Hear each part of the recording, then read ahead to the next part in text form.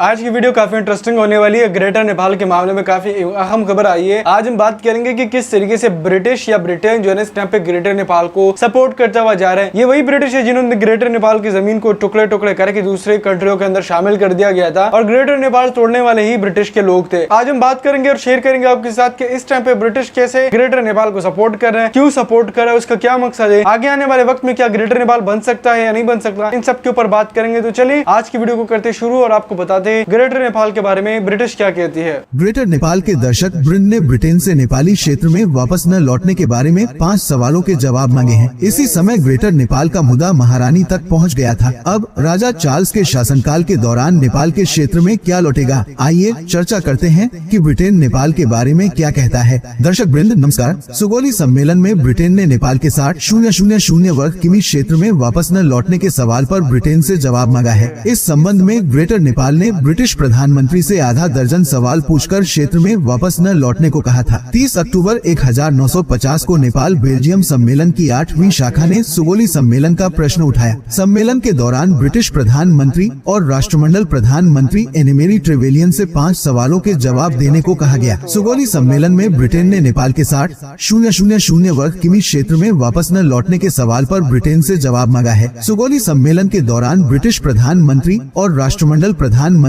एनिमेरी Trevelyan से 5 सवालों के जवाब मांगे गए। 18 जुलाई 1947 को ब्रिटेन ने अपनी संसद से भारतीय स्वतंत्रता अधिनियम पारित किया और 14 और 15 अगस्त 1947 को यह कहा गया कि नेपाल का नेपाली क्षेत्र पाकिस्तान और भारत के पास होगा। इस बार ये सम्मेलन भारत और नेपाल के प्रधानमंत्री द्वारा सह प्रायोजित था। कॉन्फ्रेंस में 5 सवाल पूछे गए हैं। अनुपालन के अभाव में सम्मेलन का उद्देश्य क्या है? क्या 15 अगस्त 1947 को भारत पर ब्रिटिश आक्रमण हुआ था? क्या आक्रमण रुकेगा? क्या ब्रिटेन लिखित सहमति के बिना भारत पर आक्रमण कर सकता है? कब तक रहेगी आक्रमण की पीड़ा? जमीन कब वापस मिलेगी? ये सम्मेलन अफगानिस्तान, बांग्लादेश, भूटान, भारत, चीन, मालदीव, नेपाल, पाकिस्तान और श्रीलंका में आयोजित किया गया था। ये सम्मेलन श्रीलंका के विदेश मंत्री और मुख्य कार्यकारी को भेजा गया था। ग्रेटर नेपाल की अवधारणा नेपाल में एक असंभव अवधारणा मानी जाती है। ये संभावना नहीं है कि भूमि अपने पूर्व गौरव पर वापस लौटेगी, लेकिन हम हमेशा उस जमीन से प्यार करेंगे जो सही मायनों में हमारी है। ये कल्पना करना गलत नहीं है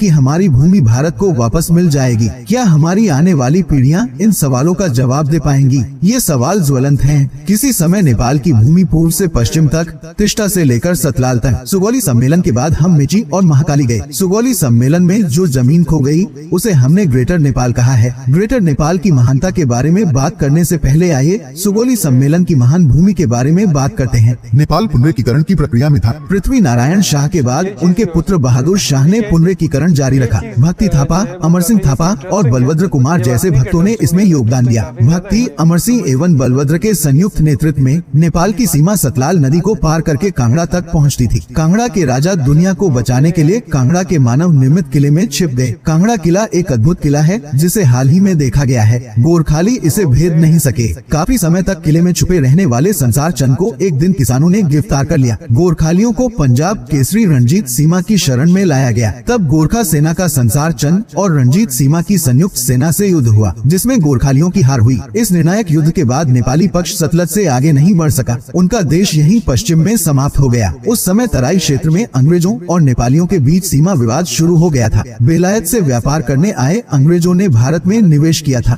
ईस्ट इंडिया कंपनी की स्थापना बेलायत ने वहाँ के प्रशासन को प्रबंधित करने के लिए की थी। जैसे जैसे नेपाल और सीता के बीच सीमा विवाद बढ़ता गया, झगड़े भी अधिक होने लगे। ईस्ट इंडिया कंपनी तिब्बत में व्यापार करना चाहती थी, लेकिन नेपाल ने पूर्व से लेकर कांगड़ा के पश्चिम तक तिब्बत को कवर कर लिया था। उन्हें तिब्बत से नेपाली सीमा पार करनी थी। इस प्रकार ईस्ट इंडिया कंपनी ने नेपाल को भारत जैसा निवेश देश बनाने के लिए निर्णायक लड़ाई की घोषणा कर दी। 1 नवंबर 1814 से अंग्रेजों ने नेपाल पर आक्रमण प्रारंभ कर दिया। अंग्रेजों और नेपालियों के बीच 5 लड़ाइयाँ हुई। महाकाली परिका 2 और महाकाली पूर्व 3। महाकाली पूर्व पर नेपाल का कब्जा था। अंग्रेज पार नहीं कर सके। पश्चिम में नेपाल युद्ध हार गया। पश्चिम में लड़ाई में नेपाल के सबसे प्रभावशाली सैन्य कमांडरों में से एक बम साहा ने गुरिल्ला के रूप में आत्मसमर्पण कर दिया। ये समाचार पाकर कुमाऊं में मौजूद नेपाली सेना के सेनापति अमर सिंह थापा क्रोधित हो गए। अंग्रेजों ने तुरंत युद्ध छेड़ने का प्रस्ताव रखा। ब्रिटिश सेना के कमांडर डो लोनी थे। घटना के बाद 15 मई 1815 को अमर सिंह थापा और डो लोनी के बीच समझौता हुआ। नेपाल ने महाकाली से सदाला तक का क्षेत्र खो दिया। नेपाल ट्रिस्टा से 70 किमी दूर नगरकोटा पहुँच गया था। सिक्किम का 3/4 भाग नेपाल पर था। अंग्रेजों ने नेपाल के विरुद्ध सिक्किम की लड़ाई में सिक्किम का खोया हुआ हिस्सा लौटाने का वादा किया था।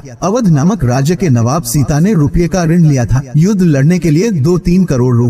नेपाल सीता ने युद्ध जीता और अवध की भूमि अवध को देने में सफल रही। अमर सिंह और डो लोनी के गठबंधन से अंग्रेज संतुष्ट नहीं हुए। वह नेपाल से और अधिक चाहता था जो युद्ध हार गया था। इसलिए 2 दिसंबर 1815 को अंग्रेजों ने एक नए गठबंधन का प्रस्ताव रखा। अमर सिंह और डो लोनी का समझौता उचित था क्योंकि नेपाल न सिर्फ पश्चिम में बल्कि पूर्व में भी युद्ध हार गया था। लेकिन अंग्रेजों ने ट्रिस्टा से लेकर महाकाली तक के पूरे क्षेत्र पर अपना दावा किया। नेपाल के राजा ने मिची और ट्रिस्टा, कोशी और गंडक, गंडक और राप्ती और काली के बीच की पूरी तराई को नष्ट कर दिया। गठबंधन को 15 दिनों के भीतर नेपाल के राजा द्वारा स्वीकार किया जाना था। लेकिन इतनी बड़ी जमीन खोने के बाद कोर्ट में विवाद हो गया, किसे स्वीकार करना चाहिए और किसे नहीं। प्रधानमंत्री भीमसेन थापा ने कहा कि नेपाल के राजा छोटे थे। अंग्रेजों द्वारा कही गई अवधि लुप्त हो गई। नेपाल सहमत नहीं हुआ और अंग्रेज नाराज हो गए। नेपाल एक और युद्ध लड़ना चाहता था। उसने मकवानपुर की ओर से पुनः आक्रमण करना प्रारंभ कर दिया। हम वह युद्ध हार गए। वे काठमांडू पहुंचने की योजना के साथ आगे बढ़े। तब सरकार चौंक गई। आखिरकार वे समझौते पर हस्ताक्षर करने के लिए तैयार हुए।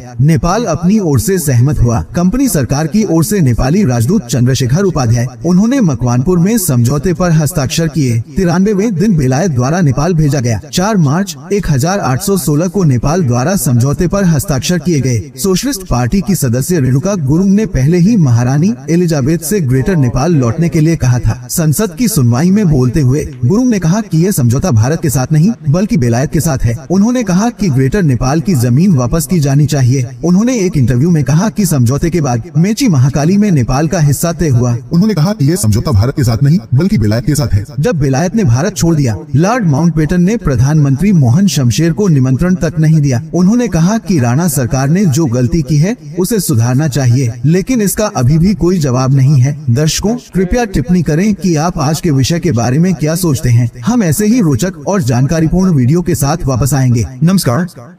वीडियो आप लोगों ने देख ली होगी, काफी इंटरेस्टिंग लगी होगी। ग्रेटर नेपाल के बारे में सबसे पहले तो मैं ये बात करूं कि ग्रेटर नेपाल नेपाल की वो जमीन है जो नेपाल को अभी चाहिए और नेपाल इसको क्लेम करता है। और नेपाल इसको क्लेम इसीलिए करता है क्योंकि आप सबको पता है कि आज से तकरीबन 200 साल पहले ग्रेटर नेपाल मौजूद था। 300 सालों तक ग्रेटर नेपाल हुकूमत की, 300 सालों तक ग्रेटर नेपाल मौजूद था। बट ग्रेटर नेपाल को ब्रिटिश ने तोड़ दिया क्योंकि ब्रिटिश चाहती थी कि हम उस पर कब्जा करें और ब्रिटिश के चाहने की वजह से ग्रेटर नेपाल टूट गया। टूटने के बाद ये जमीनें जो है वो मुख्तलिफ देशों के पास गई, जिसमें चाइना, भूटान, बांग्लादेश, इंडिया जा चुकी थी। अब इंडिया के पास सबसे ज्यादा पार्ट ग्रेटर नेपाल का इस टाइम पे मौजूद है, जिसमें उत्तर प्रदेश, उत्तराखंड, बिहार और सिक्किम, दार्जिलिंग, ये सारी जगह ग्रेटर नेपाल की थी। जो आज भी यहाँ के लोग अपने आप को नेपाली समझते हैं और आज भी ये चाहते हैं कि हम ग्रेटर नेपाल का साथ देंगे। ग्रेटर नेपाल नेपाल की वो जमीन है जो नेपाल की थी। अब आप सबको यहाँ पे इस टाइम पे ये बात करें कि ब्रिटिश इस टाइम पे ये बात कर रही है कि हम नेपाल को नेपाल की जमीनें देने में सबसे अहम रोल अदा कर सकते हैं। कुछ दिनों पहले आपसे खबर है, मैंने आपके साथ शेयर की थी कि ग्रेटर नेपाल के बारे में ये बात की जा रही है कि ब्रिटिश के पास ग्रेटर नेपाल का मैप जा चुका है